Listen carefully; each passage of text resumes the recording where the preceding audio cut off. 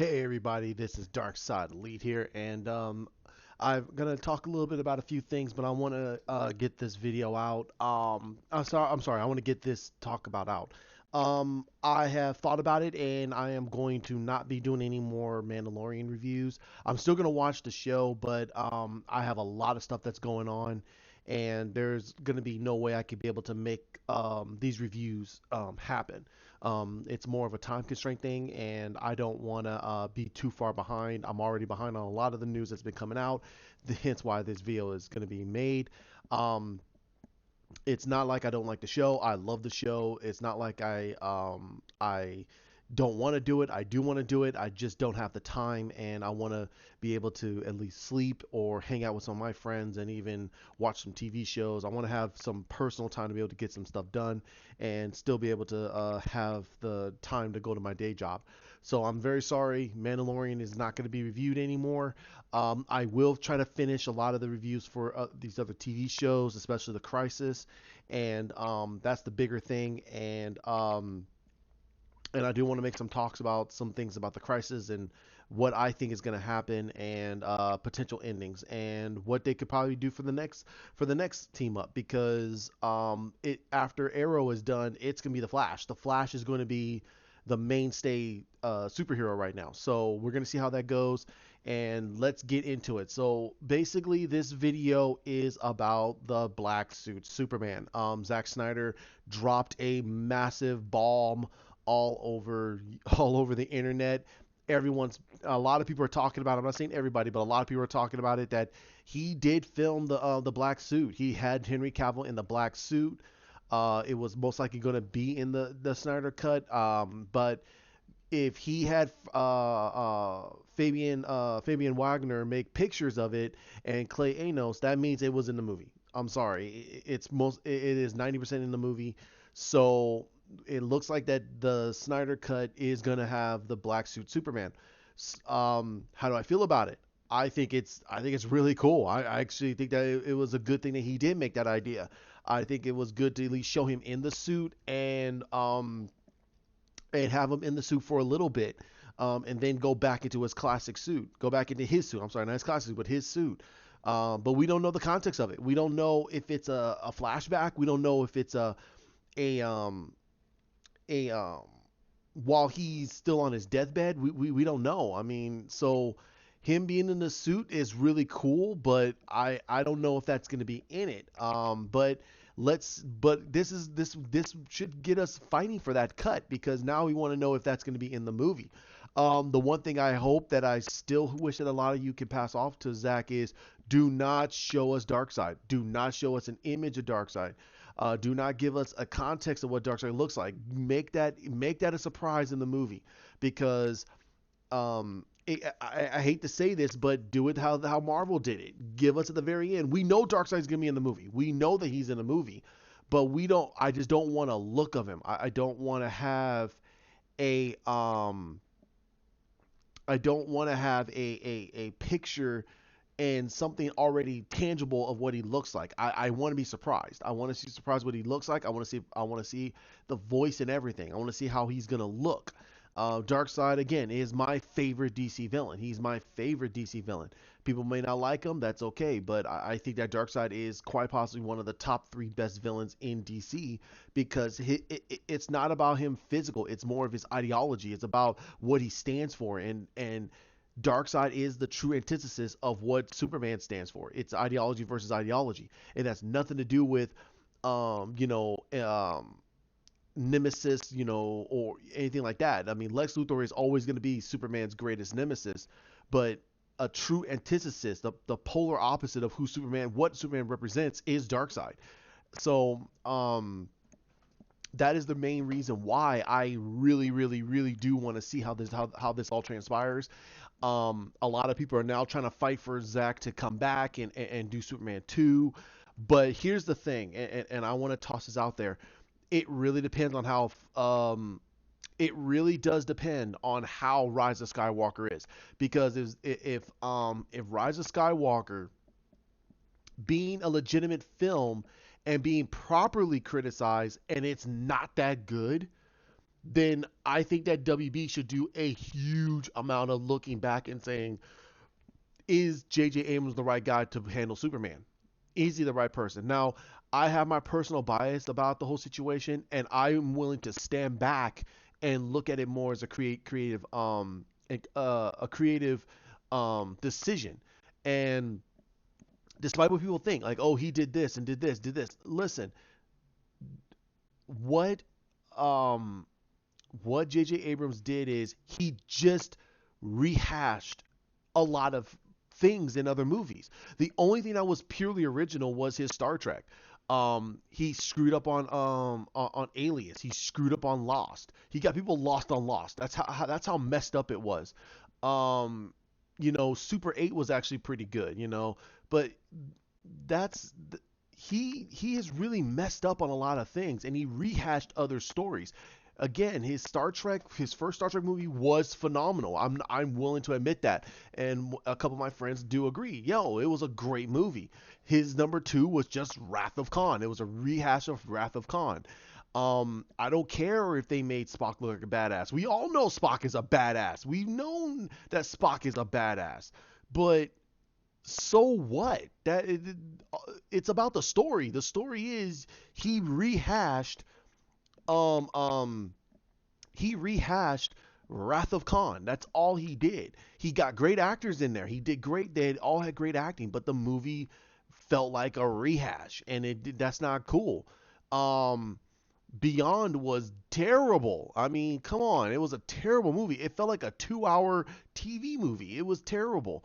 Um, but Force Awakens, it's a good movie, but the problem is it felt like a rehash. It felt like a rehash of things we've already seen. Nothing new except new characters and and a new level of concept. But everything about the movie still feels like it's Luke versus Darth Vader again, and it's terrible and a worse version of Darth Vader.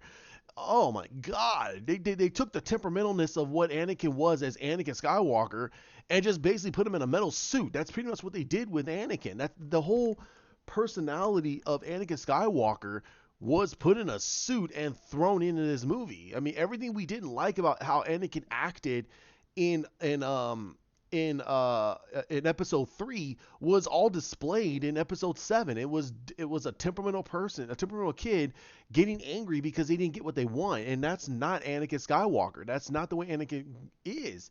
He's passionate. Yes, he's a very passionate Jedi, but there was such a deep rooted darkness in him that was hidden from the rest of the Jedi because he was out there to say, "Hey, I'm this and this and this," and that's what J.J. Abrams did, and that's why I'm very scared and I'm very nervous about him touching Superman after I want another Superman movie.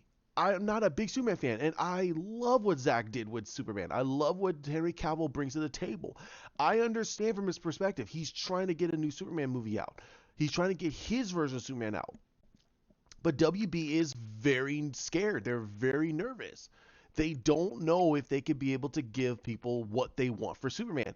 And that's the problem. That's the biggest problem. If people are not willing to let go of Christopher Reeve's Superman, if they're not willing to let go of that grandpa version of Superman and at least look at another Superman and say, okay, what type of story are you willing to tell me and be unbiased about it, then that means that they don't like Superman because there have been different versions of Superman all over media.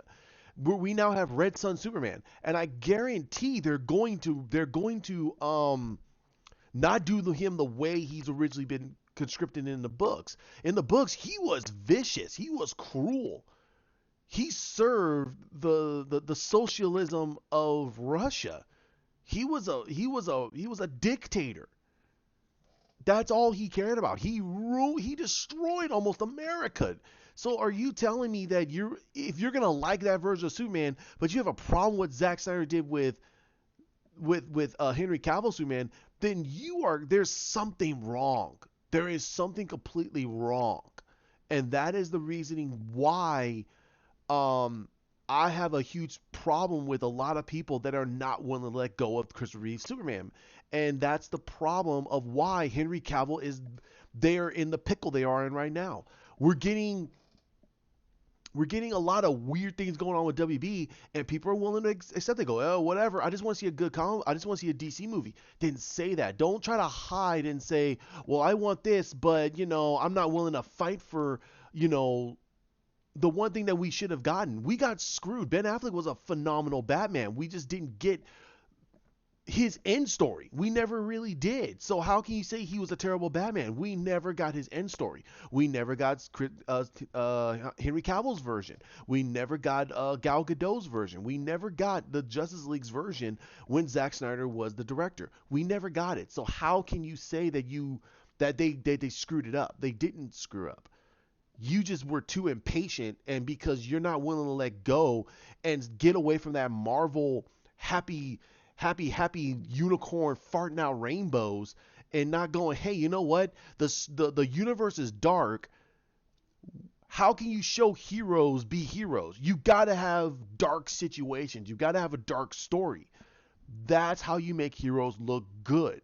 You can't just have heroes look good while everything is bright and sunny. There has to be a darker emotion that gets you pulled into the story to make a hero be good. And no one understood that, because they just looked at their universe and went, man, it's dark. It's this and this and this. And it's like, no, that's not what Zack Snyder was doing. It was a self-reflection of, you're not going to like this version of Superman. And you fell for it. Everybody fell for it. You fell for the greatest gag that a director can ever do. He proposed a Superman that basically is exactly how Superman would act. It's exactly how any version of Superman would act.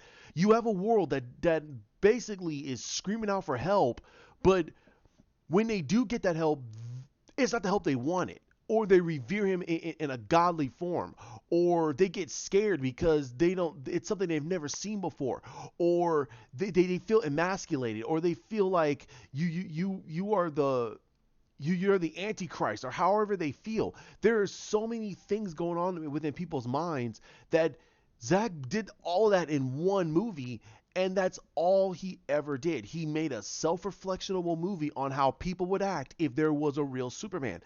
And everybody didn't like it. They didn't like his version of Superman. They didn't like what he did. That's the gag. That is the ultimate gag. Now that's why we laugh at people who do not have a good sense of what Superman is. When people scream out, "That's not my Superman," I go, "Are you kidding me? Did he save lives?" And the only thing they have a problem with is the fact that his suit isn't bright. He doesn't smile. He doesn't have the curl. He killed Zod. You're like, and he let Metropolis be destroyed. On his first day on the job, you expect him to take on alien technology he doesn't know anything about. And on top of that, he never truly got all of his experience with Jor-El. Jor-El didn't know what the heck his powers are going to do. He just says, you grew stronger than I've ever hoped. He didn't know exactly how his powers are going to work. He didn't. And that was the thing. All Zack Snyder did was put in roadblocks, so there is no MacGuffins. There was no MacGuffin. It's just him going through the motions and learning how to use his powers. And you fell for it. Any people out there who have a disrespect towards Zack Snyder's Superman, you fell for it. It was the ultimate gag. He's laughing at you because you just proved him right in his story. Can a world be good with a Superman in it? No. You just proved him right. You just proved the line of him saying, of Clark saying to Lois, do you think the world is ready? No, the world was never ready for his Superman. Because they want to hold on to that Christopher Reeve Superman, and they're saying that's the Superman they want to see. That's an old man Superman. That's not what the Superman that you even read in the comic books is. He's not like that anymore. He grew up. He's a little bit more edgy. He's a little bit more in your face. And that's called experience. He still saves people's lives. That is not taken away from him. But you can't thrust on the Superman all this level of responsibility and think that he's going to be perfect. This is the first day on the job. He's taking on his own people, taking on Kryptonian technology. He knows nothing about it. Nothing. If you sped him up 2 years of understanding his powers, Feor would still turn him inside out. He would have a much better job against Zod because Zod would not be understanding his powers. That wouldn't make a very climatic fight. It wouldn't make it very tenseful. The reasoning why having Clark understand his powers but not go to the fullest extent, while you have Zod still learning, but he has more understanding about how his body works than Clark does, and learning on the fly a lot better than Clark, it makes a much more intense fight because it's basically a person who has more worldly knowledge versus a natural. A person who has more experience and much more worldly is gonna have a lot better of a chance to be able to put that person in the ground who has a better understanding of what they can do. It's in the same realm of martial arts. But eventually, that person who is a prodigy is going to completely destroy him once they get the experience. That's the way it is. But Clark is not a martial fighter. He's a slugger, and you saw it through most of their fight. So, again, I go back to Zach proposed a great question, and you didn't answer the question. You just basically ignored what the question was, and you didn't want to answer it because you felt that it would make you feel stupid, and you truly looked at the movie and got angry about it, and you just answered his question because you were not willing to give his Superman an opportunity and a shot. You toss him to the side, and you proved his answer right. You were just not ready for his Superman. You were just not ready. A lot of us were. We wanted to see more. We wanted to see how Zack Snyder was going to end his movie. Now, anybody can use Henry Cavill's words against us and say, "Well, see, Henry Cavill says that it won't make a difference." That's because you already made your minds up, and he's going off of that. You already made your minds up.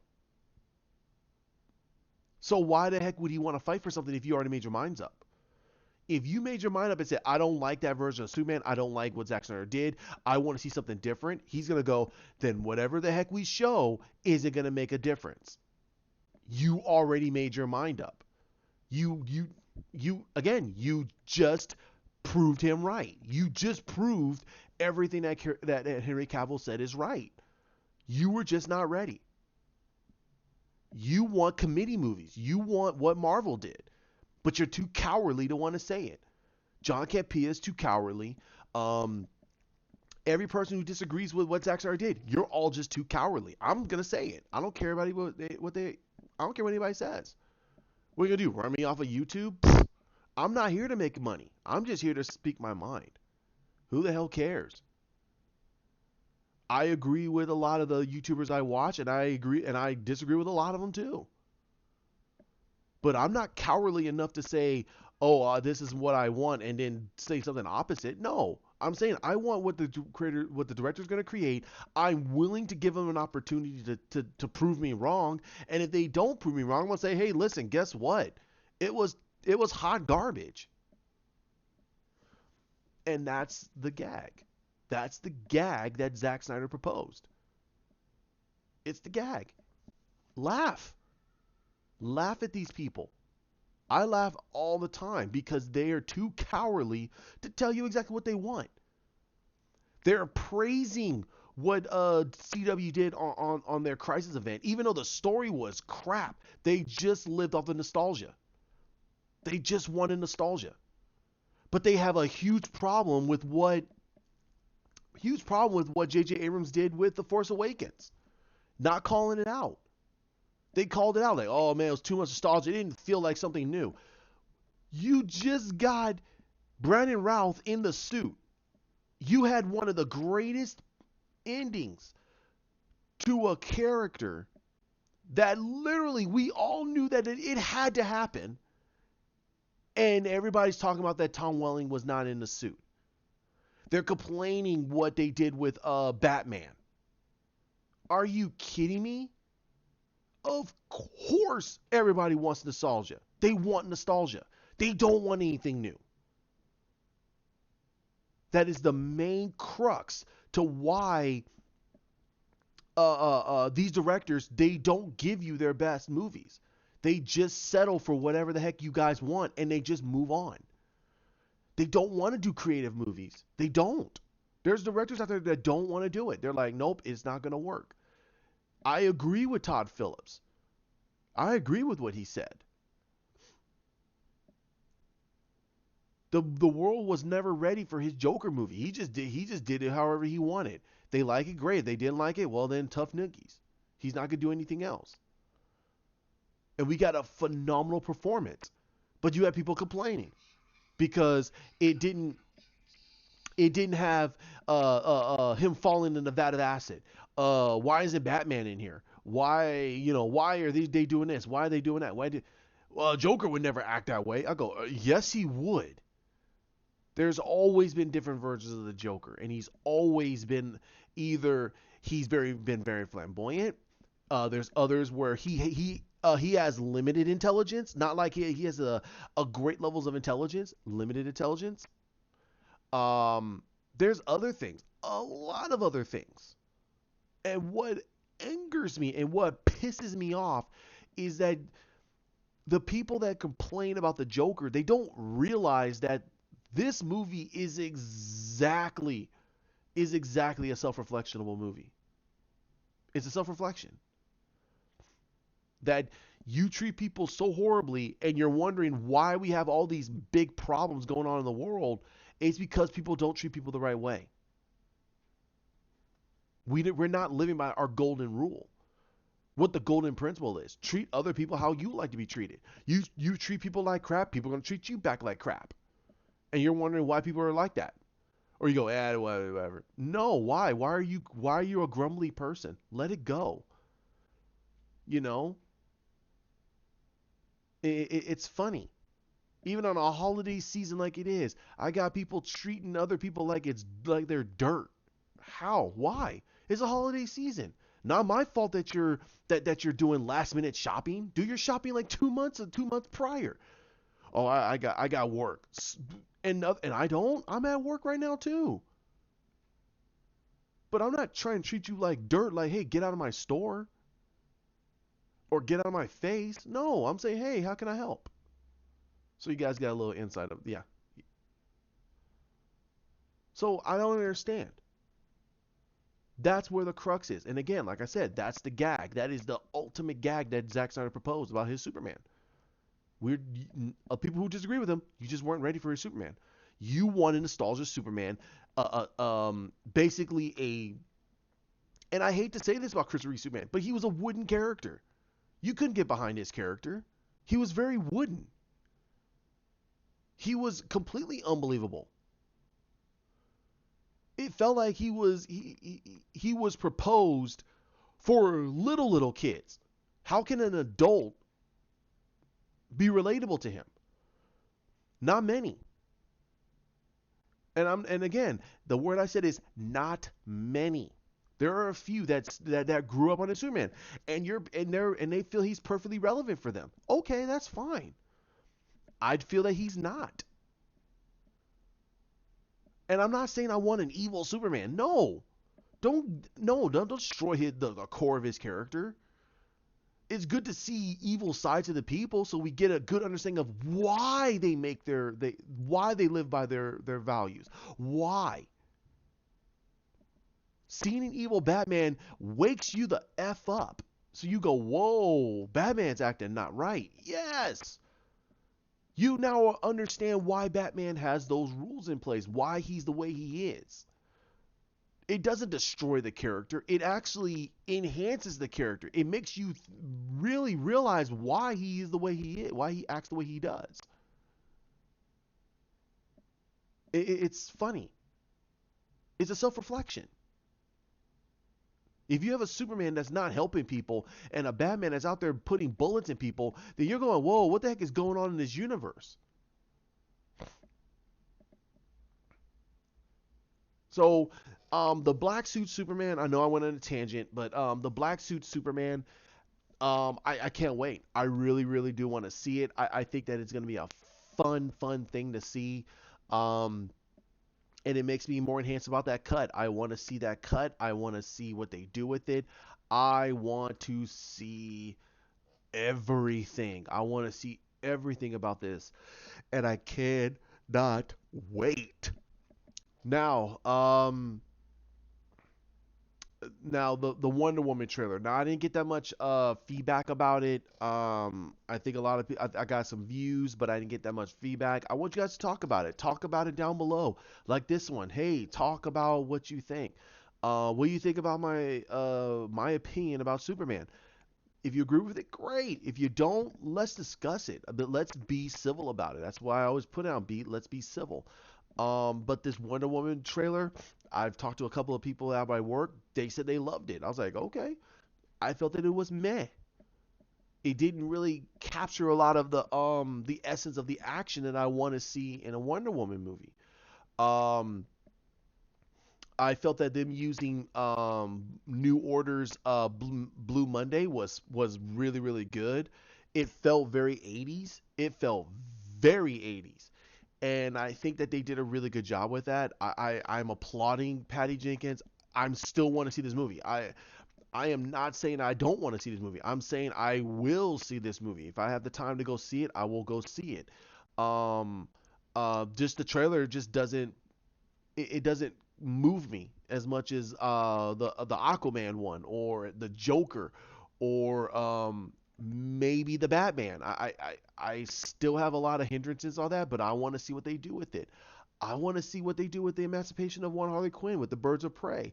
I am not putting down any of these movies until I physically go see it. I mean, there's a lot of problems I have with it, but I want to see what they have. The only movie this year that really made me go, "Oh my god," is Rise of Skywalker. I think that the movie is going to be hot effing trash.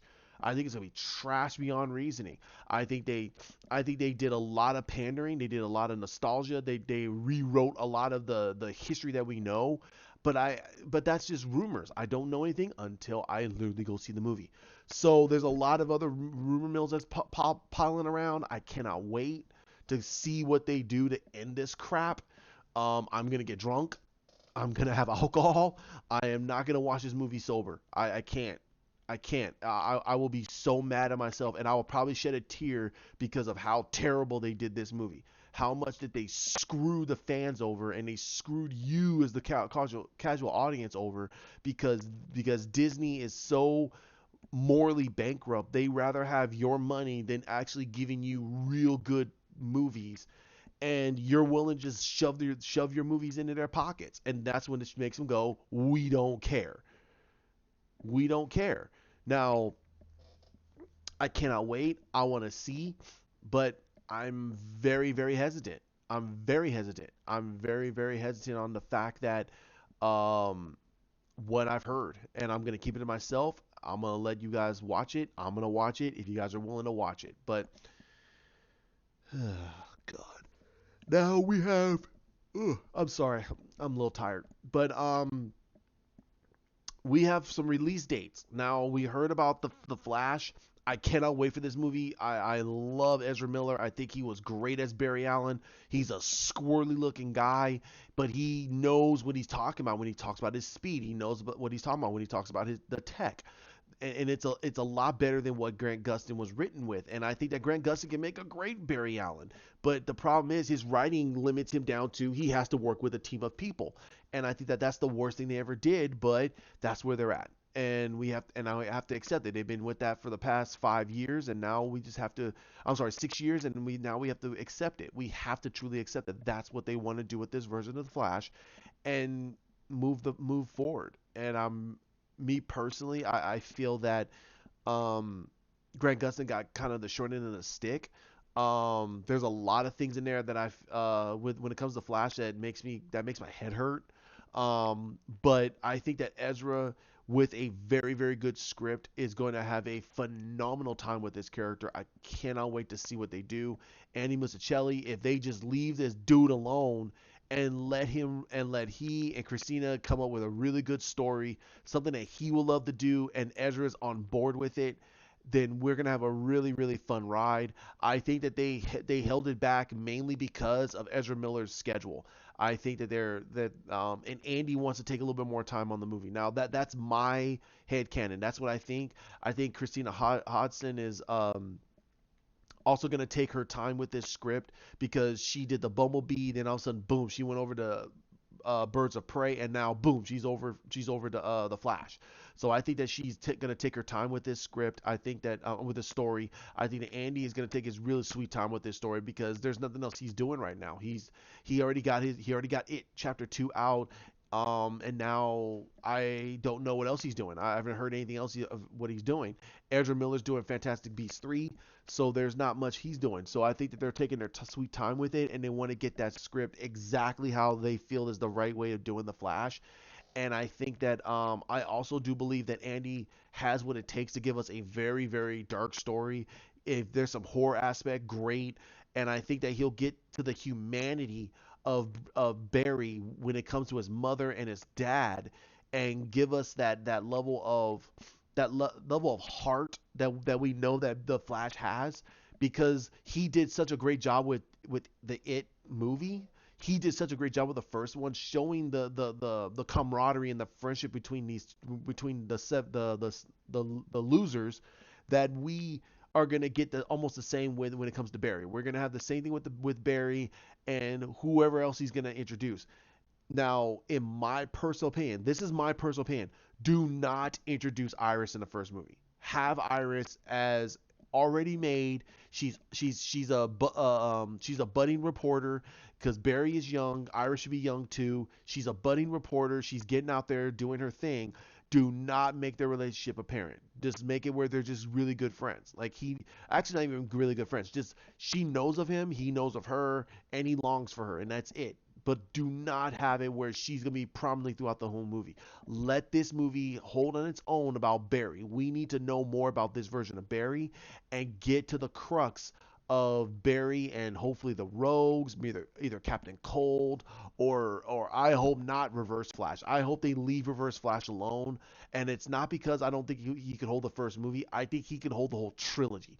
I think that just having the Reverse Flash as the main villain of the whole trilogy and having about the race of his life storyline, oh my god, that would be phenomenal. Where it's literally Reverse Flash just banging around, and then you get the story arc about Barry finding out that it was Reverse Flash that killed his mother. His dad got in jail because of it, and then they have the race of his life storyline. The first movie, in my personal opinion, it should be Captain Cold and the Rogues.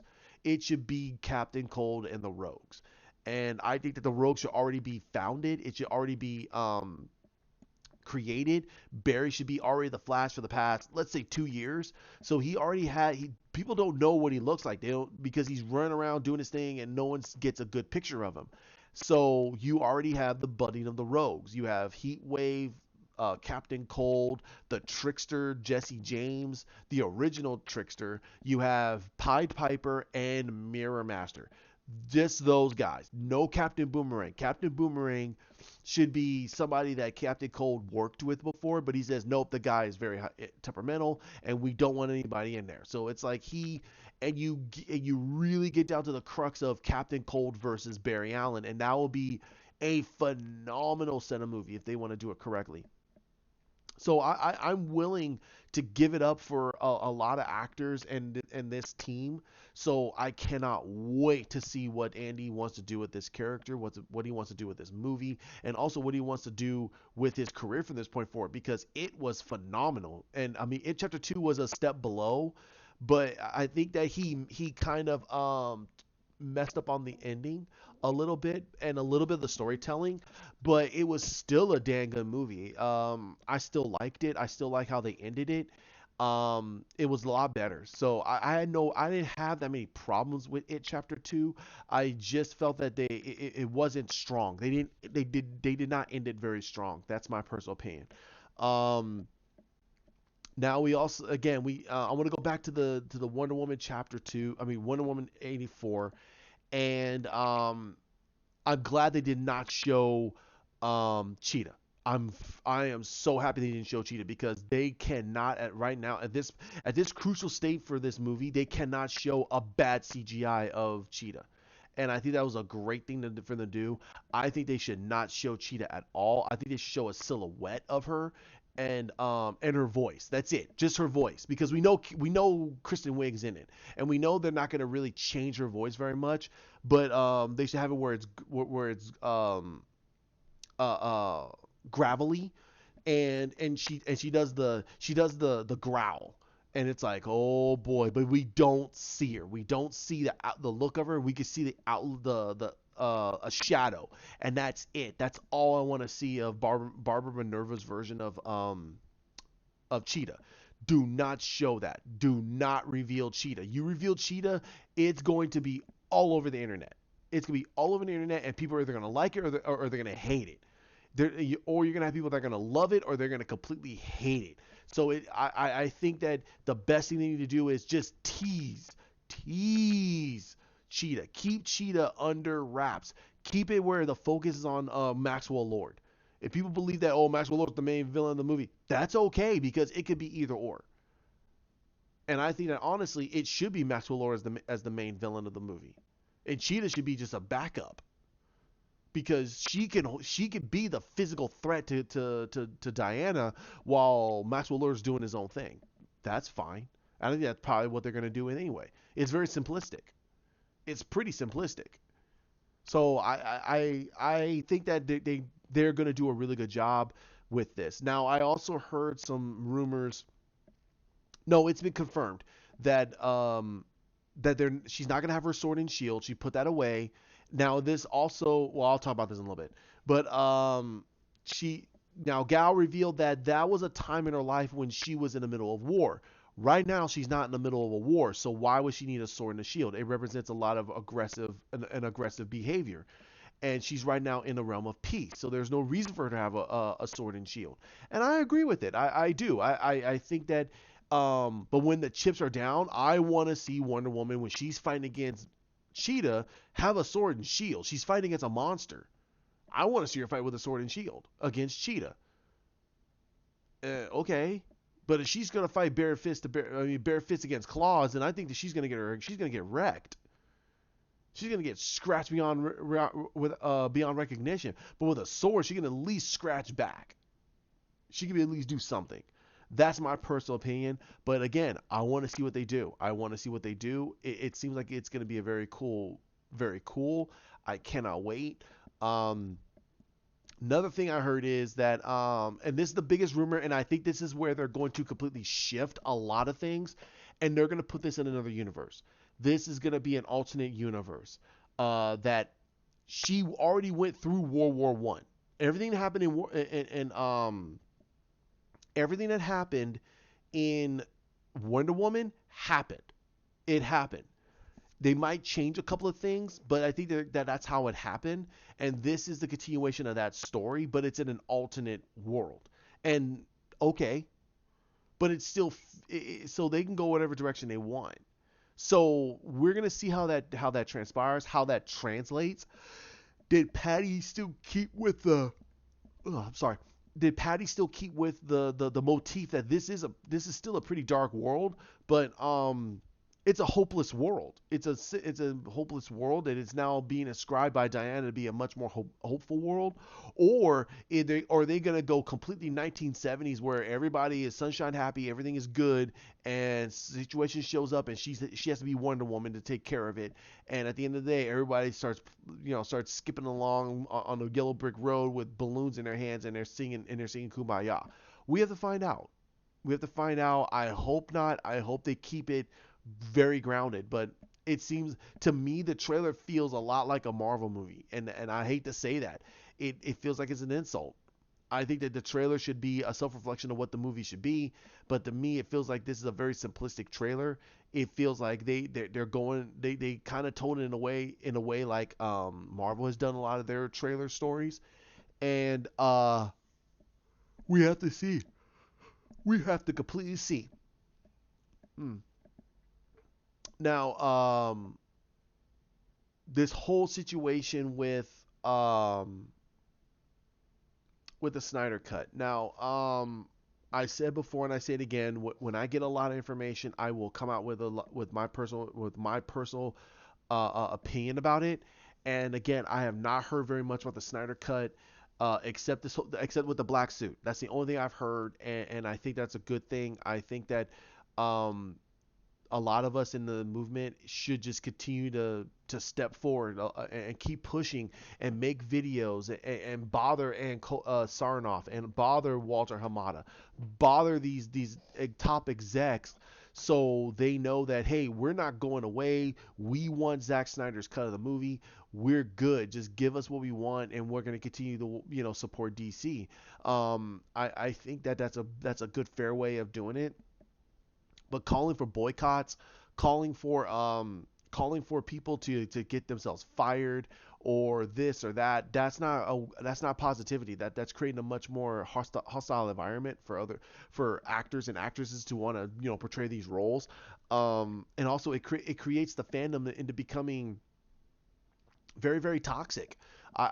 In a way in a strong way I disagree with Henry Cavill. I think that there are toxic fans out there, and I think that there are fans out there who do not care. They do not care about what the director wants. They want what they want because they're the ones that are paying the money. And I think that's the mindset a lot of people have about these movies. And it's like, wait a minute, this director, this director doesn't get what he wants. You're not gonna get the best movie possible, and that's just the point about it. If they make it like how you want to make it, is that going to be what his vision is? You know, do you want WB to go down the road of Disney? Just shove movies out and don't care about the ramifications. Who cares? Just make the movies. And I guarantee you, I know there are a few people out there who are like that, who just want WB to just shove out movies. Who the heck cares? Just show a hero being a hero. We don't care. And that's where I feel that the massive conflict is about Superman, because they know that they have to show him be heroic, but they don't want to isolate fans like myself who really love what Zack Snyder was doing, but they definitely don't want to isolate out the casual audience fans who basically just want a Superman movie. They don't care. They don't care. And it goes back to that's the gag. So, like I said, like, comment, share, subscribe down below. Hit the bell. Again, myself and Hawk, we're very, very busy. My boy Hawk, my brother Hawk, he's doing a lot of stuff right now, and I'm hoping that he has great levels of success.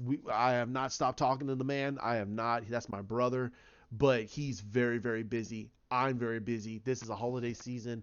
I'm in retail. I'm a management in retail. I cannot just take days off. That's just irresponsible. And that shows, and being management, that just shows that to all my associates that it's okay, just whatever.